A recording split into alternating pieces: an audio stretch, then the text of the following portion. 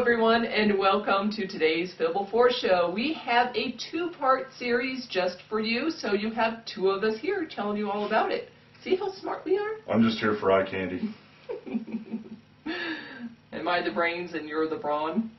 Sure. We're going to make lots of money. Okay, Pet Shop Boys. Anyway. Don't lump me in with Pet Shop Boys. Don't even do that. Anyway, today we want to talk about the way confusing world, or what the future looks like for people to buy music. I mean, it used to be so easy, walk into a store and buy music, and it's not like that anymore, and it looks to be like a very confusing future.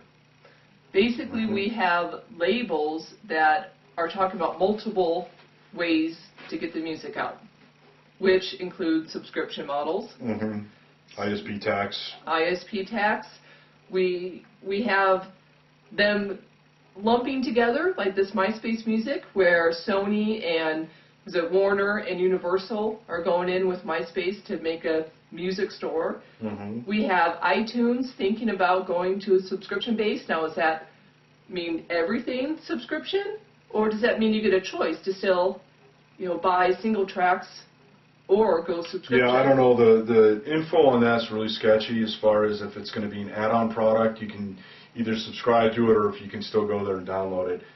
Right, like I said, very confusing. I mean, Universal right now has Total Music, which is a subscription model, but just for the Nokia phones.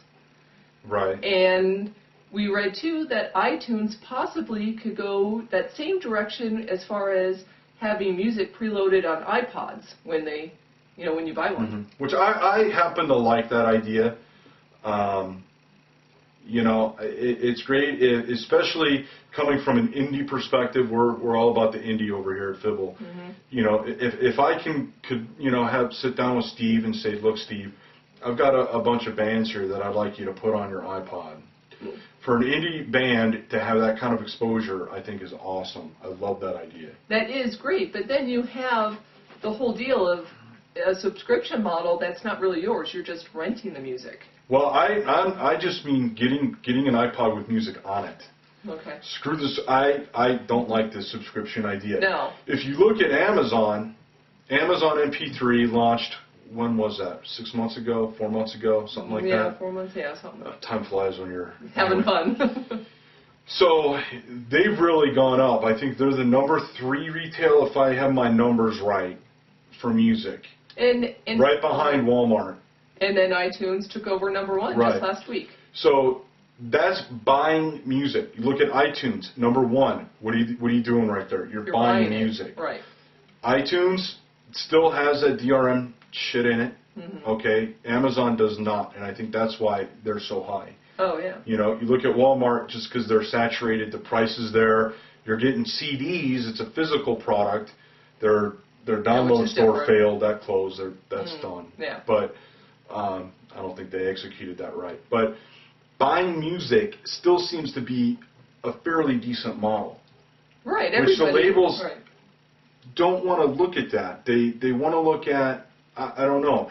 We talked about a lot of options here, none of which included a CD. Right. And I've not seen any reports or any comments from any of the bigwigs up there where the CD falls into any of these plans. If I know there's a lot of indie labels, they're getting rid of the CD. Right. So, where does this fall? Where does the CD fall with their plans? Are they still going to do that, or are they just going to try and charge the consumers, 3 different ways? The 360 deal to the consumer.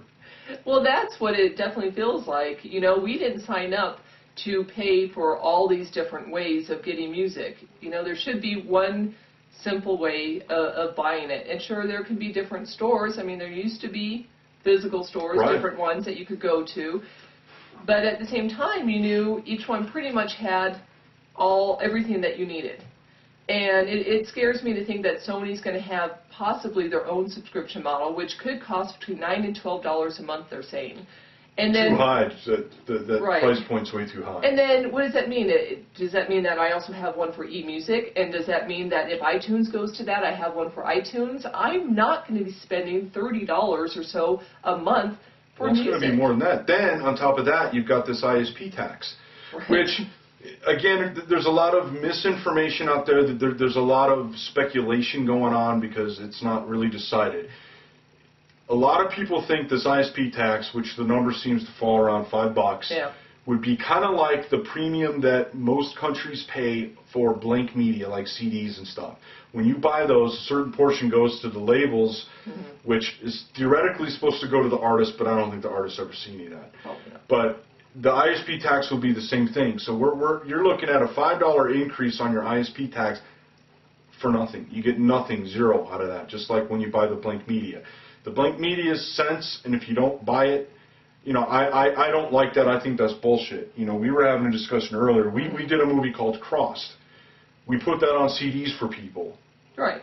We had to pay the RIAA and the MPAA money to put our freaking movie on a CD. Yeah, I think that's bullshit. Yeah, we yeah. created that. Right. We had bands that we help, that we deal with, that we work with, that wanted to be part of our soundtrack, that was part of that. Right. That's wrong that these labels and these organizations that have no affiliation with us get a part of what we do. Right.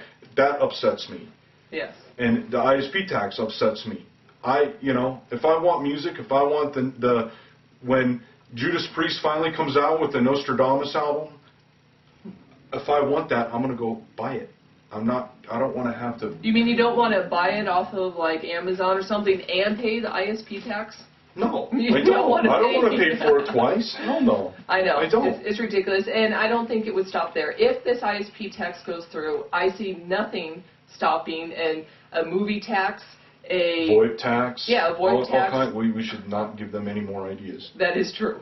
You know, but there's a lot of things going on. They're not all bad ideas. You know, I think there's this MySpace music thing, which we reported on last week, is something interesting to look at, and I think that's something we'll talk about tomorrow on the next part of this show, along with some of our comments, further comments. We just can't help we're ourselves. very opinionated over here. Yeah, we know what we like.